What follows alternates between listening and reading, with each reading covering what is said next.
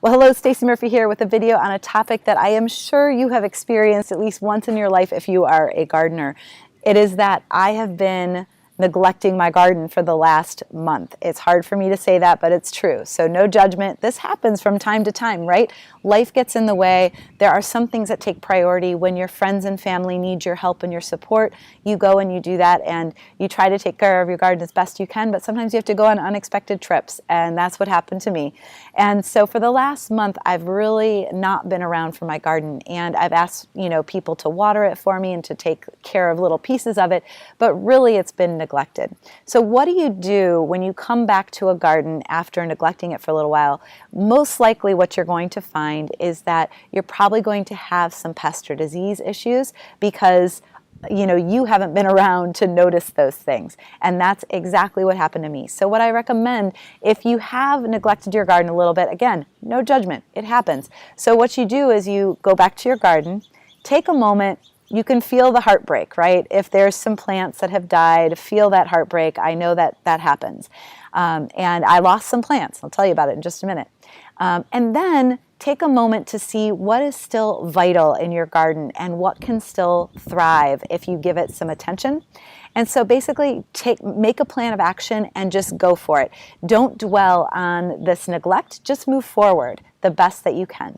So here's what happened in my garden, just to give you a sense. The first thing that happened to me is that, yes, I had some diseases. So specifically to my tomatoes had some diseases, and I knew when I left that they were having some fungal spores on some of the leaves. And so I was staying ahead of it pretty well before I neglected. But when I came back, a lot of the plants were affected by some bacterial and fungal diseases. So what did I do? Well, essentially what I did with my tomatoes, they are indeterminate, which means they can grow forever. As long as the season is, they're just going to keep putting out new growth. So what I did is I came and I cut away all of the diseased parts of the plant very carefully. I washed and cleaned those scissors in between each plant, just in case each plant had a different disease.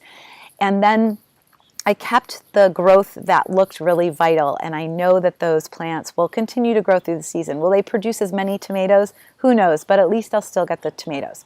So that's what I did for my tomatoes, and I'm going to watch them carefully. I'm going to try to stay ahead of any of those diseases that are present.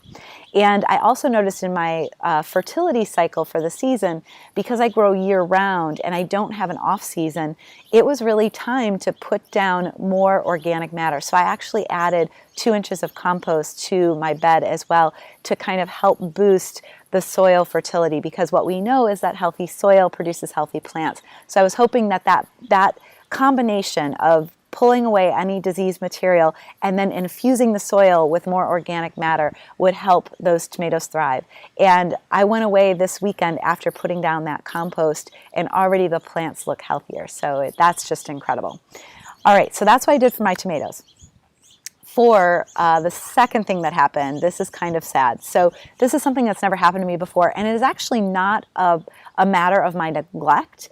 It's actually it could come from many different sources. So the second thing that happened was nematodes. And nematodes essentially are underground, and they feed off the roots, and they're very, very tiny. They insert themselves into those roots, and what will happen is the roots start to swell up. They get these like nodules, these nodes on the roots.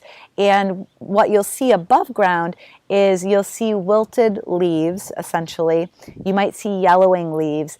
And in this case, my chard plant was like it was like splayed open. And I knew that it had enough water.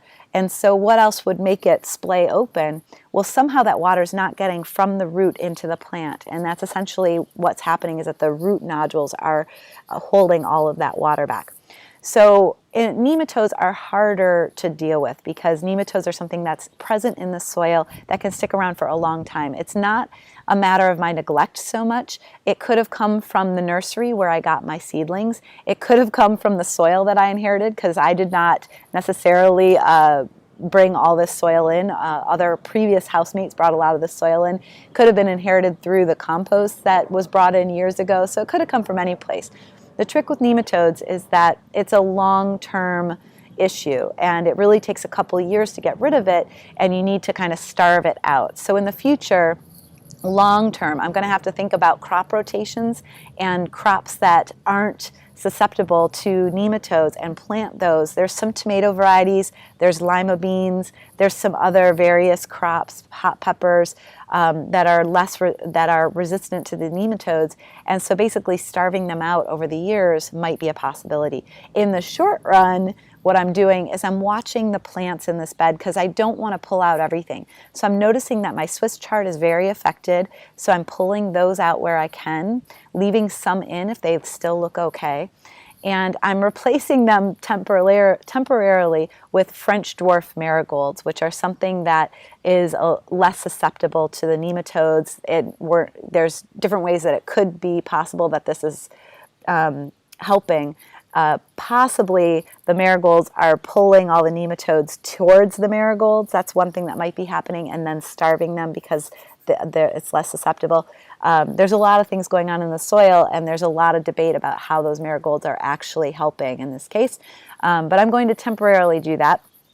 And the other crops in the bed, I'm just watching. What's happening is that there is a squash plant that was born out of my compost that looks like it's doing well, so I'm leaving it. And my Malabar spinach looks like it's doing pretty well, so I'm leaving that for now.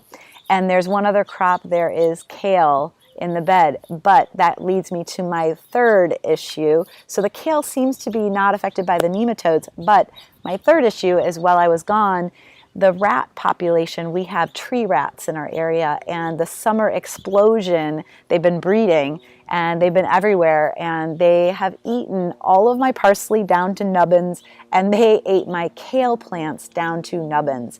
So that sucks. And what do you do about rats? Well, in this case, we do have some cats and some dogs that do hunt them, and I know that this is a temporary problem because the rat population really explodes in the summer, and in the winter, the rats that were here, they weren't going after my garden. So I may have to cage my garden from those rats, either temporarily or year-round. So that's what happened here while I was gone, a little bit of neglect, and things go south really quickly. So like I said, no judgment. If this is you, know that this happens to everybody. And what you can do is just think about, number one, take stock. Look at what things are just not going to make it. Pull them out. Don't think twice about it. Pull it out and replace it. The second thing you can do is look at what's vital and give it a boost. Maybe give it some extra compost, give it some extra worm poop, something that will help show that you're back and you mean business and you're here to nourish those plants, because they can feel it and they're going to jump back. All right, Stacey Murphy here. See you on the next video.